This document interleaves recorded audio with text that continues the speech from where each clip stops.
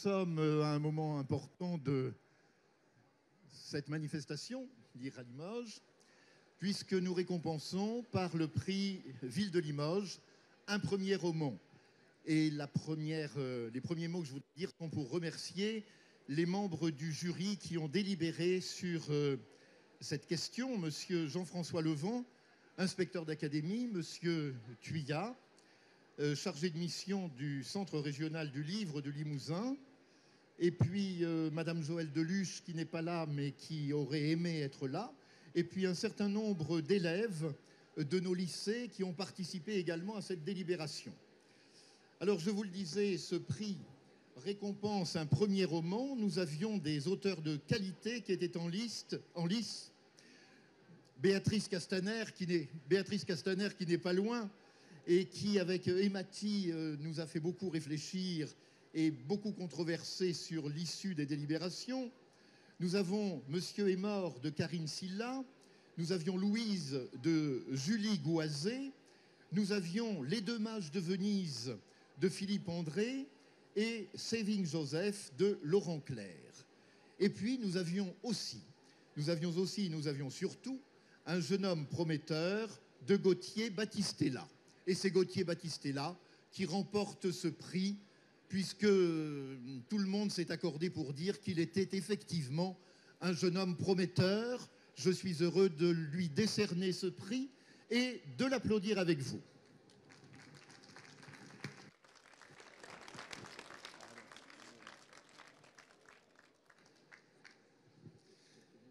Eh bien, merci au jury, dont je perçois quelques membres. Merci, monsieur l'adjoint au maire à la culture. C'est ma première fois à Limoges. C'est mon premier roman. C'est mon premier prix.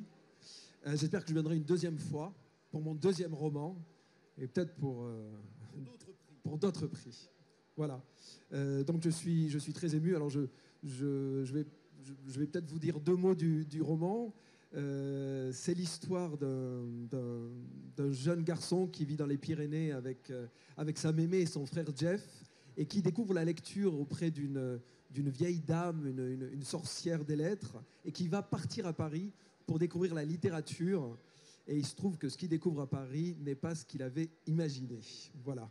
Donc il arrive dans le milieu germano-pratin, et il va commencer à tordre le cou aux écrivains qui n'aiment pas comme il tordait le cou au poulet dans la ferme familiale. Donc c'est un roman avec des limaces. Oui, je sais, c'est surprenant. Le titre originel, c'était La saison des limaces, qui est devenu Un jeune homme prometteur. C'est un livre avec des rebondissements, puisqu'il finit en Thaïlande. C'est la quête du père, de la mère. Et je voulais surtout écrire un roman qui se lise aisément, dont on ait envie de tourner les pages, et à travers lequel on puisse aborder des thèmes essentiels, tout en faisant plaisir aux lecteurs. Voilà. Merci à vous. Merci pour le plaisir que vous nous avez donné. Lecture plaisir, lecture également découverte.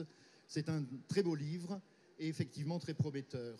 Et comme tout prix qui se respecte, il est accompagné d'un geste modeste mais significatif, et en tout cas, j'espère, prometteur d'un grand avenir littéraire. En tout cas, nous serons toujours heureux de vous accueillir à Limoges dans cette manifestation qui est une date importante dans l'histoire culturelle de notre ville, dans la saison culturelle de notre ville, et à laquelle la municipalité témoigne une fois de plus de son profond attachement.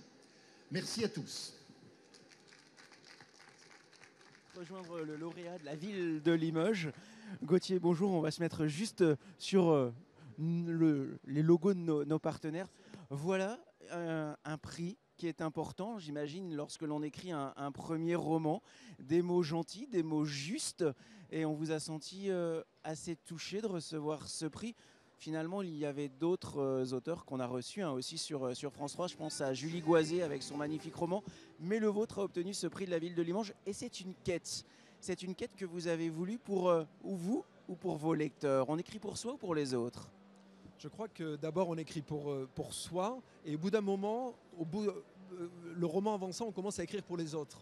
Et c'est vrai que cette quête, en fait, c'est la quête de l'écrivain écrivant, c'est-à-dire que ça n'aurait pas pu être autre chose qu'un premier roman, en fait, ce roman. C'est-à-dire que j'ai vraiment labouré la terre, et je parle beaucoup de terre parce que c'est vrai que c'est un roman qui commence à la campagne, qui part à la ville, qui part à Paris, qui est une ville, qui part ensuite très loin à Bangkok et qui revient à la terre, avec un retour à la terre.